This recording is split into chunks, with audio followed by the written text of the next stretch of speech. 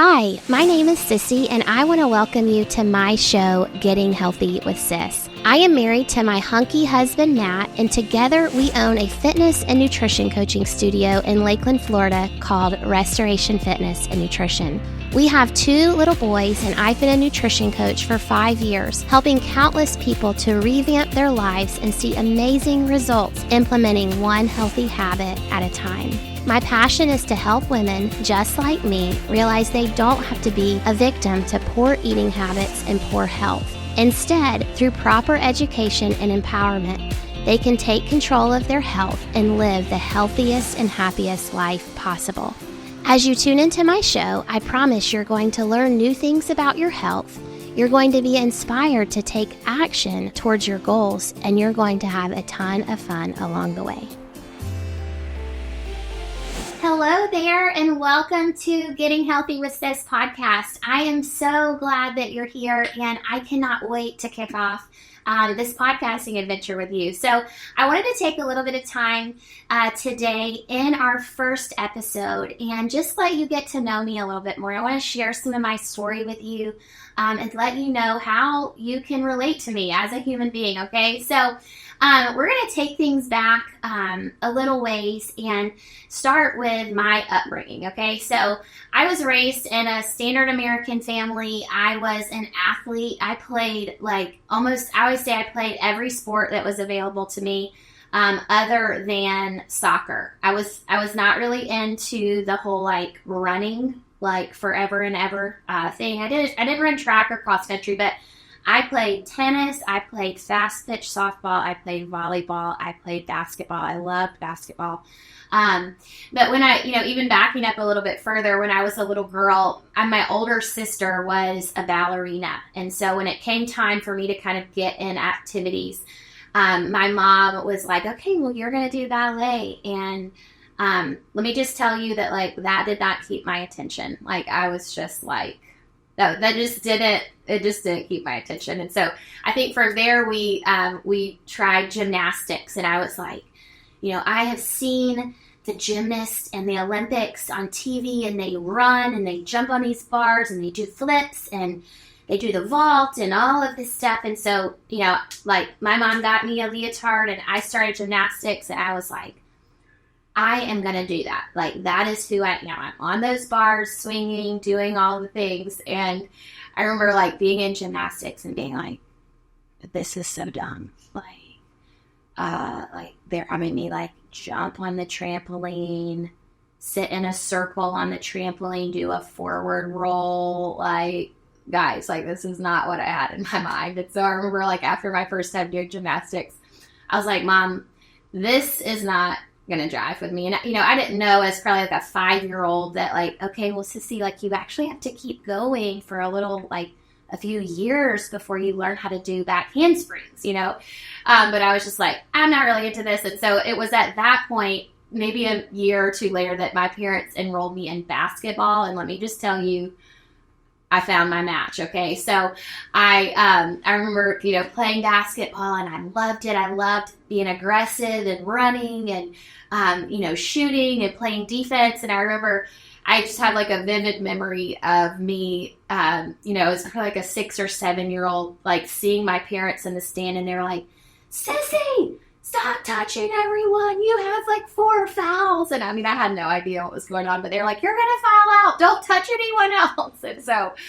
anyways, needless to say, I was a pretty aggressive, real active little girl. I've always been, even going even further back, I've always been super active. But my parents said when I was a little girl, I used to have this red pocketbook that I would carry on my arm, and I would climb trees with it. So I've always had this interesting mix of really loving being, active and into all kind of things, but also very girly. I had my purse, climbing trees, and I loved all things girly. So anyways, that's a little bit more about my childhood. But as I grew up, like I said, I was playing tennis year-round, and then I was playing sports. So I was playing basketball in basketball season, which I loved basketball. I was playing volleyball in the fall. I was playing fast pitch softball in the spring, all of those things. So I was playing sports year-round, and just loved it for sure. So, but I remember being raised in just a kind of a standard American family. There was nothing, we just ate normal food. Like I'm sure we had Pop-Tarts at our house. We had like, it was just normal, normal American family growing up. And I remember leaving volleyball practice as like a middle or high schooler. I would leave volleyball practice from my school at like 4:30, and then I would have tennis practice that started at like 5 or 5:30, and my mom would drive me through the McDonald's drive-through. She would get me a Big and Tasty. It's probably, that's probably been like 20 years since I've had those things, but she would give me a hamburger and I would like scarf it down, and then I would go to tennis practice for like an hour and a half. I remember eating like Taco Bell and loving, that anyway. So I did all of those things as a teenager, but it was when I was a sophomore in high school that my mom began reading this book about different ways that our body responds to nutrition. And there were all of these testimonies in this book of people who had used nutrition to reverse diseases. Okay, now in this day and age, with all of the things that we have with functional medicine and nutrition, we've come so far since then. That's not like a super uncommon thing. You're like, probably if you're listening to this, you're like, yeah, Cissie, like that, like that's the real thing.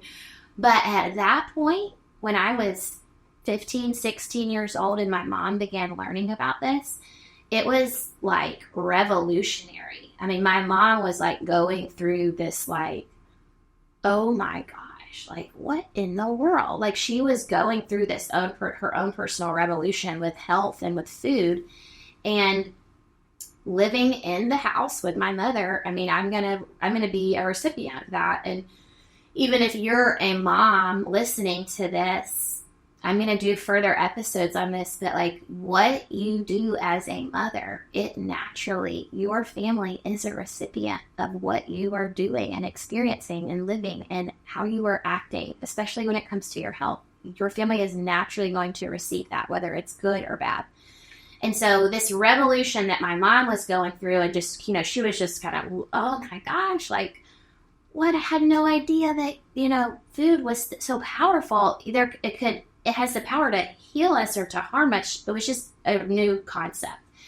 And so I remember at that time, she started like cleaning out our pantry, cleaning out our fridge. Like, Cissie, you're not supposed to eat something if you can't read and understand all of the ingredients on the label, like certain things like that. And she would tell me. And so I remember she kind of cleaned out our house and was like, this is not good because of this, and this ingredient, this is not good, and this is really good. And so at that time, we had been like Kroger shoppers, I don't know if you know Kroger, if that's a local store for you, but that was our grocery store. And she stopped shopping there and started going to Earth Fare. Okay. I'm from Athens, Georgia. That was one of the big like health food supermarkets in our town. And, they had tons of organic things. That was one of the things my mom started learning about, is like the pesticides that are sprayed on our crops and how it can be harmful for us. And so Earth Fare had, organic, they had, grass-fed meat, they had different products that were just healthier for you in general. And so she started shopping there, and, we just, as a family, okay, that like, this is what my mom's buying, so this is what we're eating. Now, I was an athlete, I was in high school, very healthy girl, but I remember just when we took all of the processed foods out, I don't think that I had any weight to lose, but I remember I dropped weight. I dropped probably 5 or 10 pounds. And, it was not an unhealthy thing, but just by taking the foods out that were causing inflammation and that were not healthy foods per se, and adding in more whole foods, my body just naturally responded. Now, like I said, I was an athlete. I was a teenager. Like, losing weight was nowhere on my brain. I was not trying to do that. But what I'm saying is my body kind of naturally leaned out because of just changing what I was eating. And so that was interesting at that point. But rock on along. I remember this one night after we had made this transformation in my family, and we had this, somehow through the kitchen clean out that my mom had done, there was this one token 2-liter of Diet Coke that was like in the bottom of the pantry. And one night we were watching TV or something, and I was like, man, I'm craving something with like this in it. I just want. And so I went into the pantry and I saw that, and I was like, I'm gonna have some Diet Coke. And I wasn't a Diet Coke drinker before, but I was just like, I just want something other than water to drink. And so I drank some, and within a few minutes, I was doubled over in excruciating pain in my stomach. Like I was doubled over, just like, oh my, I remember like rocking back and forth, and it opened my eyes. Like my body had been through a purification time where I had really cleaned it out, and really had cleaned out the ingredients that I was putting into my mouth. And when that Diet Coke came in contact with my digestive tract, my stomach, it caused, and I had Diet Coke before and had never had a reaction like that to it, but it showed me like, wow, that is toxic.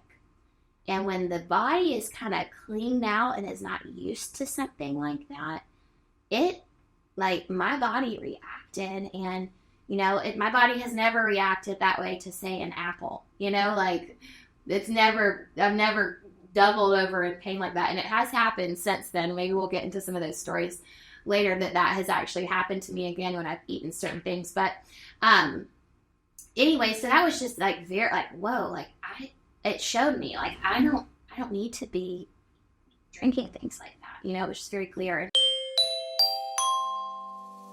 Picture this with me. You're sitting down to make your grocery list for the week, and you're stumped on what healthy items you can add to your list that are going to fuel your body while helping you to reach your fat loss and body composition goals. You want some easy go-to items to stock in your fridge and pantry that you know will increase your health while decreasing your waistline. Well, I have the solution for you. I have created 3, that's right, I said it, 3 amazing shopping guides for Aldi, Sam's Club, and Costco. So if you're someone who frequents these grocery stores, you can download these lists for free, and I promise they'll guide your shopping experience in a spectacular way. So if you're ready to download these lists now, you can go to gettinghealthywithsis.restorationfitnesslkld.com. I'll say it again so you can write it down. That's gettinghealthywithsis.restorationfitnesslkld.com. So anyways, speed up a little bit. I think that was my sophomore year of high school, junior year, great. But once I got into my senior year of high school, I actually started developing acne on my face, and we were going through different regimens, different cleaning. I don't know if you remember Proactive. That was really popular back then, but we ordered Proactive. I started going to the dermatologist, and he put me on like cream antibiotics for my skin. Wasn't working. He put me on oral antibiotics, wasn't working. And essentially, we went through over a period of probably like 6 months, maybe, or maybe more, like all the different levels of things that we could try. And my face was just very broken out. And I remember my mom saying, Cissie, like, are you having too much sugar? Like, what's going on? And we would eliminate those things, and my face still like was very inflamed, and I just had a lot of like really big acne places on my skin. And so we went back to the dermatologist, and essentially I was at the place where he was like, okay, like nothing else is working, and we're going to have to put you on Accutane if you want your face to clear up. And I don't know if you know anything about Accutane, but that is essentially a very, very, very strong drug. And there are like many, many, many side effects that are known. Even like suicide has been like linked to that drug. And so when we knew that it was a really strong and powerful drug, but like I really wanted my face to be cleared, and my mom was like, I I think my mom dealt with acne when she was a teenager and they didn't have solutions for it. And so she was like, I just don't want you to have to deal with feeling insecure and having scars on your face and all these things. So I remember sitting in the dermatologist's office and I had to sign so much paperwork. I had to literally say like sign things like, if this patient commits suicide, I will not, like, her family will not sue this drug company. And if she loses all her hair, I had to sign pages of disclaimers saying that if I had any really strong negative side effects, that like they were not responsible for that. And so we signed the paperwork, and they also, I was a teenager. I was not sexually active, but I had to go on birth control because if I were to have gotten pregnant on that drug, that my child would have had severe birth defects. So I had to go on birth control, even though I was not sexually active. I also had to go in monthly to get my blood drawn, just to kind of, I guess, check my levels and see how everything was going and to really monitor me. So you hear what I'm saying. This was a very strong and powerful drug, and we were about to go on it. So I signed everything. We got all my prescriptions. And my mom sent the prescriptions off, and like I started having issues with the pharmacy, like filling them. It was really weird. And she tried a few different times, and like something was like, they're like, we can't fill this. There was like roadblocks. And she kind of took it and she was like, maybe we need to try like one last thing. She was like, she remembered telling me, I just don't feel good about you going on this. It's just, we need to try one more thing. And if this doesn't work, then we'll go back and we'll get on Accutane and we'll get everything cleared up. And so she had done some research to find a naturopathic MD in our area. So a medical doctor that takes a more holistic, natural approach to like the whole human body. And so she booked me an appointment with him. She was like, we're going to go see him. And if he can't help, we'll go and we'll do this other route. And so, I remember staying in his office, and like one of the first things he asked me was, he was like, well, what are you eating?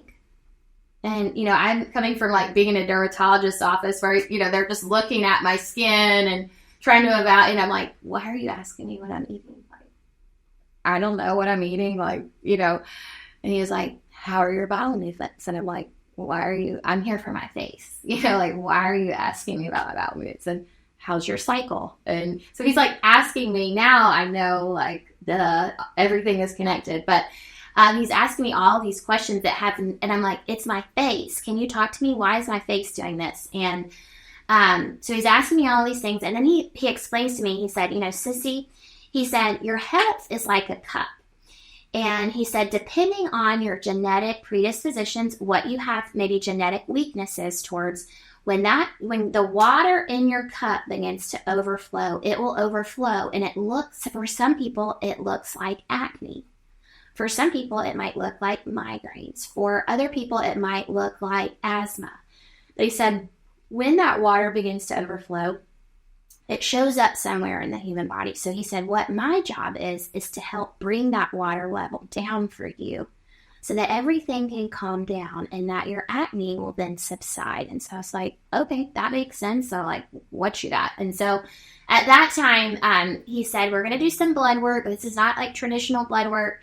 We're going to do the blood work that's testing to see if you have sensitivities to things in your diet. And I was like, okay. And then he was like, and we're also going to do some hormone testing to see if you've got any hormonal issues right now. And so we did both of those things. And it came out that my hormones were not really, like, he was like, you have a little imbalance here, but it should not be something that is causing acne. But when my blood work came back, it essentially showed that literally, like, I would say almost everything I was eating, my body was sensitive to. And it was causing an autoimmune response. And now learning more and more, like I have over the years, all of those sensitivities go back to me. Actually, at that time, I had a leaky gut, and that was what was causing those sensitivities to poke their heads up. So anyways, he gives me this list. These are the things we need to eliminate. These are the things you could have. And I was like, great, I am ready to have clear skin. So I'm going to follow everything that you're saying. Dairy and gluten were two of the things on the list. At that time, I didn't know what gluten was. So my mom had to explain to me what that was. But those were two of the main things. I remember tomatoes I had to eliminate.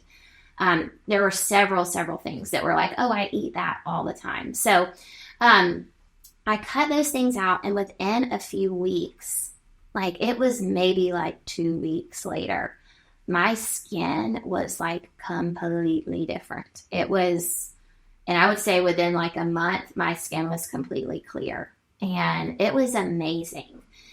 And it really, really opened my eyes to, wow, like what? How many other things maybe have I struggled with in my life that it ties back to maybe there's something that I'm eating that's causing a reaction in my body that I am not realizing. And then I'm just trying to fix it with prescription medication, but there's maybe a deeper thing going on that if I could adjust that, everything would clear up. And so it was this huge, like, eye-opening thing to me. And then it really began to make me think, like, wow, like, how many other people are dealing with things? And my sister at the time had been dealing with crazy migraines, like really, really, really bad migraines. And so since I had breakthrough, she went to this doctor and saw him. He did the same blood work. She eliminated the foods out of her diet that she was sensitive to, and her migraines went away. And so it was like, and then I began to see this happening, and I was just like, this is amazing. Like, people can truly get help, like, and really like reverse things and get to the root cause of what is causing their symptoms. And so that was very, my mom had kind of had her own revolution, but when I went through that was revolutionary and really life-changing for me. And so I went for about like 6 months, cold turkey, not having any of those things in my diet. And then we were able to slowly add them back in, and I wasn't having a reaction anymore. So I was able to actually go back to having those things, and my skin did not respond to them again like it had before. And so anyways, that was while I was in college, at the beginning of college. And then, I went through college, and because of, the influence of my mother and then my own experience, I considered myself a healthy eater, and I loved healthy food, but I also really loved Sprite. That is like, drinks have always been my weakness, and I really loved to have like a big Sprite, and I probably had them way more than I realized. And but I remained active in my early 20s. I loved to work out and all those things, but I think I didn't realize, probably I let myself have a pass on unhealthy food more than I realized that I did. And so, but I always balanced it out of like, I know what to eat. Like, I eat organic produce, and I'm probably like justified it in my head a little bit. But that brings me to, through my early 20s, that was my early 20s. And I probably put on maybe 10 or 15 pounds. I don't know, through that time. But then when I was about 24, I joined the gym, actually, where I met and fell in love with my husband. He was a coach there, but I joined that gym, and I remember the owner of that gym said to me, he said, "Cissie, you can work out like crazy. You can kill it in this gym 5-6 days a week. And if you never change your nutrition, you're never going to see changes in your body composition." And so I was like, well, okay, what do you think I should do first? And he was like, you need to stop drinking your calories. And I was like, okay, deal, I'll do it. And I stopped drinking my calories, and he began to kind of show me, like, this is what a meal needs to look like. And if you're going to have a cheat meal, like, have it, 20% of the time, not 50% of the time. And so I began to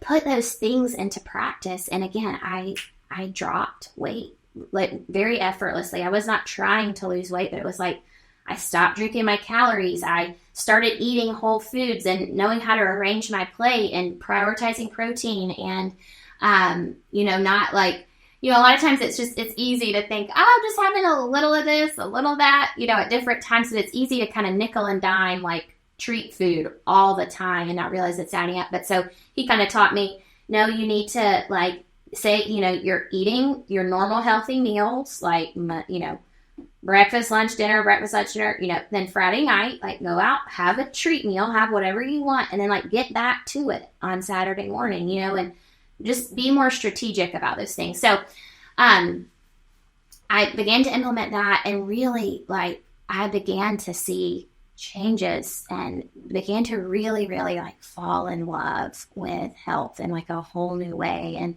I was very, very active and involved in that gym at that time for several years until I actually moved to Florida, and I loved it. Like, I absolutely loved it, and just fell in love with a whole different type of fitness. It was a functional fitness gym, and so we were using barbells and kettlebells and dumbbells. It was not, we weren't working out on machines, but I fell in love with it. And so that fast forwards me. I moved back to Florida to finish university, and I'm about 26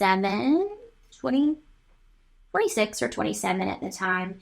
And just continue. I wind up, my husband, he was my boyfriend at the time, but he moved down to Florida, Matt, and we wound up getting married, and then we started our own gym shortly after we got married. And because of the way that I had seen nutrition impact my own life and my own fitness journey and my own health, and during that phase of my life, probably from 18 to 28, I was known as like, people knew that I was really into health and healthy eating and all of those things, but it had really impacted me, and I was very, very passionate about it. And then my husband and I, we started a gym together, and we knew from the very beginning that nutrition is going to be a fundamental part of what we do. And we cannot just teach people to work out, because listen, if that's all you're doing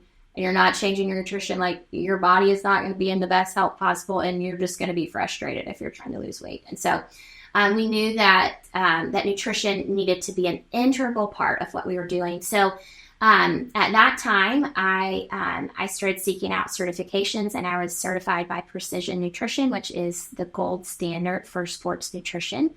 That I believe that their certification is offered around the world. But anyways, I pursued that and loved diving into that and learning, and then became a coach, a one-on-one coach for our clients in our gym. And I have been a coach for the past 5 years and have gotten to coach. I coach many, many women. I do coach men. I have coached children. We've gotten to teach children. We're teaching some teenagers right now. But really, I have coached people in their 70s all the way down to children.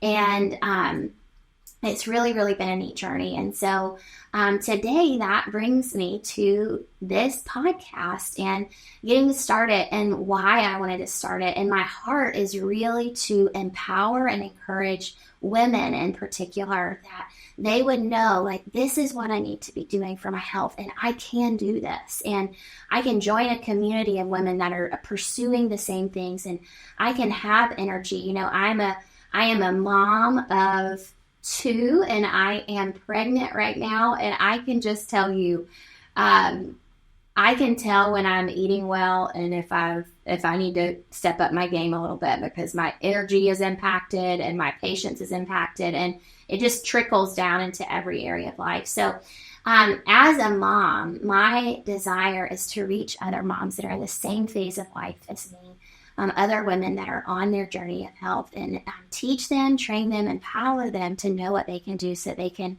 absorb those things, apply them, and see the transformation in their life, and that they can keep it for a lifetime. Okay. As a coach, I am never going to put you on a low calorie diet or something that you can't sustain for a lifetime. And so that's really the approach that I take, is I want to help to get those things ingrained in you so that you can actually change your habits, so that you can actually change your life. So that's a little bit about me and what I do. And I am so glad that you have tuned in and listened today. And I can't wait to take you on this podcasting journey. We're going to be sharing the story. I'm going to have my husband on in the next few episodes. We're going to be sharing our story of how Restoration Fitness and Nutrition was birthed. I'm going to be having clients on. I'm going to be having special guests on to share their stories and to help encourage and empower you to live your healthiest life and let you know that you truly can do it and that change is possible. So I'm so glad that you have tuned in today and have listened, and I can't wait to continue on with this journey with you. See you later.